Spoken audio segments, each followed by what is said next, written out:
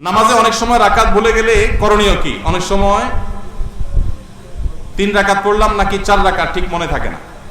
নামাজে রাকাত সংখ্যা নিয়ে যদি আমাদের সমস্যা হয়, এই সমস্যা তো প্রায় হয়, তাই না?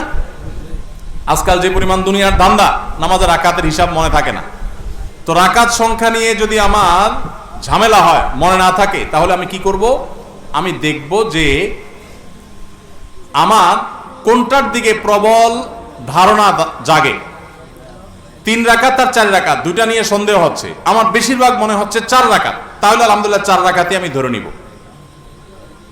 আর যদি বেশিরভাগ মনে হয় 3 রাকাত, তাহলে 3 রাকাতই আমি ধরে নিব। প্রবল ধারণা যেটা হবে সেটাই আমি ধরে নিব এবং শেষে সিজদা সাও দিয়ে নিব।